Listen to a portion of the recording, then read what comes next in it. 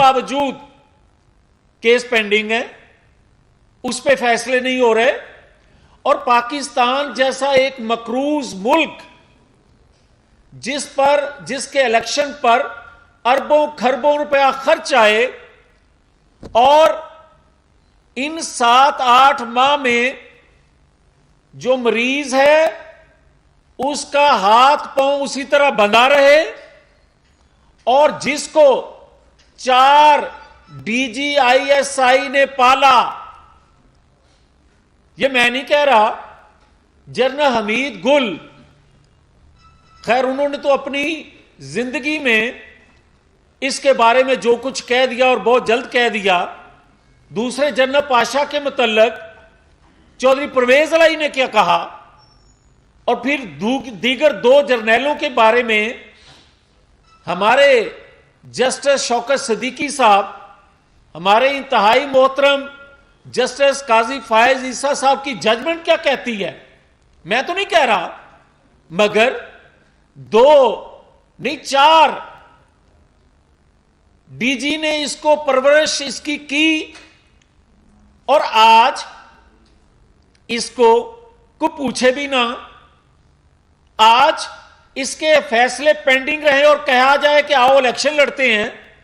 بھائی بات یہ ہے کہ اگر ہماری اپیلوں کے فیصلے نہ آئیں, اس کے کیس پینڈنگ رہیں, تو ان الیکشنوں کو کوئی الیکشن نہیں مانے گا. یہ اربوں کھربوں روپیہ مقروض پاکستان کا مزید خرچ کرنے کے بعد پھر مزید تفریق ہوگی. ہم چاہتے ہیں صاف شفاف انتخابات, ہم چاہتے ہیں ہر کوئی اپنے آئینی حدود میں رہے, ہر ادارہ آئینی حدود میں رہے, اور ہر ایک کے لیے لیول پلینگ فیلڈ ہونی چاہیے. اور بھائی بات صرف توشہ خانے کی نہیں ہے, بھائی بات 50 ارب کی نہیں ہے, بھائی 30 ارب کی کرپشن کی نہیں ہے عمران خان کی. ابھی تو بے شمار ادویات سکینڈل, ابھی تو جناب رنگ روڈ, ابھی تو جناب ڈالر, ابھی تو جناب چینی سکینڈل, ابھی تو جناب گندم سکینڈل, ابھی تو سکینڈل ہی سکینڈل, اور یہ کہہ رہے ہیں کہ جناب مٹی پاؤ اور آگے چلیں. اس طرح نہیں ہو سکتا. اور آپ نے ابھی تو وہ کرتوت سامنے آنے ہیں, فارن فنڈنگ کیس کے فیصلے آ چکے, عمل درآمد نہیں ابھی تک. ابھی تو بھائی وہ ساری چیزیں سامنے آنی چاہیے جس ایجنڈے پر تو کام کر رہا تھا, اور جن مقاصد کے لیے کر رہا تھا, اور جن عالمی قوتوں کے لیے کر رہا تھا. ابھی تو ہاں ہم تیار ہیں الیکشن کے لیے. اگر ان 7-8 ماہ کی بجائے جو رہتے ہیں اس ٹرم کے, آپ پہلے وہ فیصلے آ جائیں, یہ 8 دن میں فیصلے آ جائیں, آ سکتے ہیں. اس کا تو 1 دن میں فیصلہ آ جاتا ہے, ہمارے تو 48 گھنٹے نہیں سے گزرتے اور ہمیں سزا سنا دی جاتی تھی. آپ پینڈنگ فیصلوں کو کر دیں, ہو جانے چاہیے, صبح الیکشن کروا لیں, مگر ہوئے گا نہیں ایسا.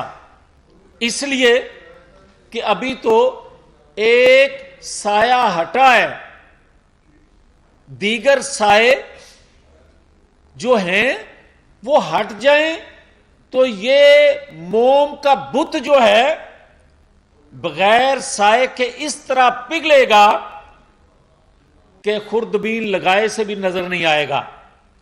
ہم نہیں بات کرنا چاہتے ابھی وہ کہ ضمنی انتخابات میں 15 سیٹیں کس طرح جیتی گئی تھی. ہمیں نہ ادھر لے کے ہم نہیں جانا چاہتے, ہم آگے بڑھنا چاہتے ہیں. ہم سمجھتے ہیں کہ ہمسایہ ممالک سے کون کون سے ہمسایہ ممالک سے پیسہ آیا, کس کس کے ذریعے آیا. ہم پاکستان کے وسیع تر مفاد میں, ہاں, مگر یہ نہیں ہو سکتا کہ ہم جو ہیں وہ مریض کے مریض ہی رہیں, ہم بے گناہ ہوتے ہوئے مجرم ہی رہیں, اور مجرم جو ہے وہ صادق و رمین ہی رہے. یہ نہیں ہوتا. اس کے لیے, اور اگر کوئی یہ سمجھتا ہے کہ پنجاب حکومت یا پنجاب اسمبلی توڑ کر، بھئی پنجاب اسمبلی کو ذہن سے نکال دیں، آپ تو خیبر پختونخوا اسمبلی کی فکر کریں، جنہوں نے اس کے کرتوت جان لیے، اور جس طرح بقول چودھری پرویز لائی یہ جماعت بنائی گئی تھی، اب تو اس طرح بکھرنا شروع ہو گئی ہے۔ آج شاہ محمود قریشی کا سٹیٹمنٹ پڑھیں، وہ کہہ رہا ہے کہ جناب جن کے اشاروں پر عمران خان کام کرتے تھے وہ آج گمنام ہو گئے ہیں۔ تو جناب کھل کے چیزیں تو سامنے آنا شروع ہو گئی ہیں، تو اس لیے میری گزارش ہوگی کہ ہم الیکشن لڑنے والے لوگ ہیں، الیکشن چاہتے ہیں، فوری الیکشن چاہتے ہیں، مگر جو مرض کی تشخیص کیے بغیر، علاج کیے بغیر انتخابات ہوں گے، اس کو پاکستانی قوم الیکشن نہیں مانے گی۔ تو یہ اربوں خربوں روپیہ ضائع کر کے مزید ڈویژن اس قوم میں کروانے کی جو خواہش کوشش عمران خان کی ہمیشہ سے رہی ہے، فتنہ فساد برپا کرنے کی، وہ پاکستانی قوم نہیں چاہتی۔ اس لیے آخر میں یہ بات کہوں گا کہ دیکھیں، ہم نے ہمیشہ بہت سے دکھ سہے، تکلیفیں سہی، مگر ہم نے مسلح جتھے نواز شریف نے تیار نہیں کیے۔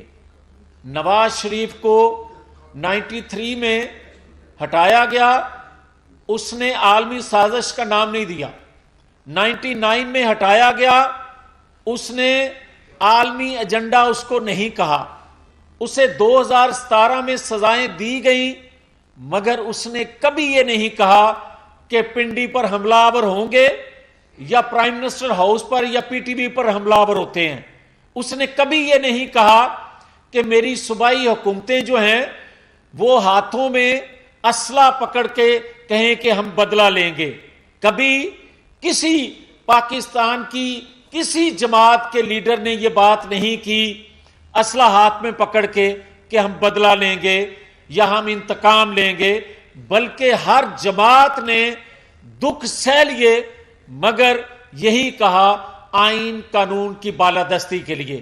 اور یہ آج اگر ادارے آئین قانون کی بالادستی کے لیے عہد کر رہے ہیں اور یہ کہہ رہا ہے کہ آئین قانون کی خلاف ورزی اسی طرح کرو جس طرح 2018 میں کی تھی، یہ کہتا ہے آئین قانون کی خلاف ورزی اسی طرح کرو پھر مجھے لے کر آؤ، بھلے سے آپ عہد کر چکے ہو آئین قانون کی پاسداری کا۔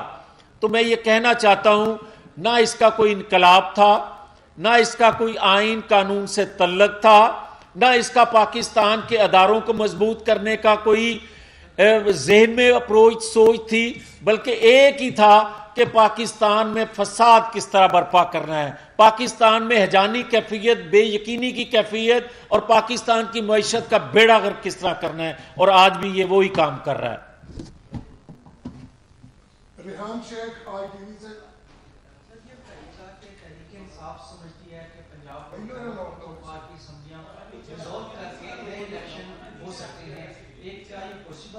دوسری ایک چم دنیا ہے کہ شاید وزیر اعلیٰ پنجاب وہ شاید اسمبلی نہیں گرانا چاہتے، اس میں کس حد تک صداقت ہے، کیا وہ آپ کے ساتھ؟ دیکھیں، خیبر پختونخوا یا پنجاب اسمبلیوں کے جو ممبران ہیں، یہ تو حقیقت ہے کہ ہمارے ساتھ رابطے میں ہیں پی ٹی آئی کے لوگ، اور واضح اکثریت سے ایک بڑا دھڑا جو ہے، مگر ہم الیکشن کا جو میں نے پہلے بات کی، ہم الیکشن سے بھاگنے والے لوگ نہیں ہیں۔ 7-8 ماہ میں فیصلے جو اپیلیں پینڈنگ ہیں، جو اس کے کیس پینڈنگ ہیں، اس کا 7-8 ماہ کیا 1 مہینے میں فیصلے آ جائیں، 1 مہینے کے بعد الیکشن میں آ جاتے ہیں۔ ہم نے ماضی میں دیکھا کہ ماضی میں بھی یہ کچھ تھا کہ کسی کو عزت کر دیں، یہ کر دیا وہ کر دیا۔ اب آپ کی بتائی اب یہی کچھ کی عوام سن رہے ہیں۔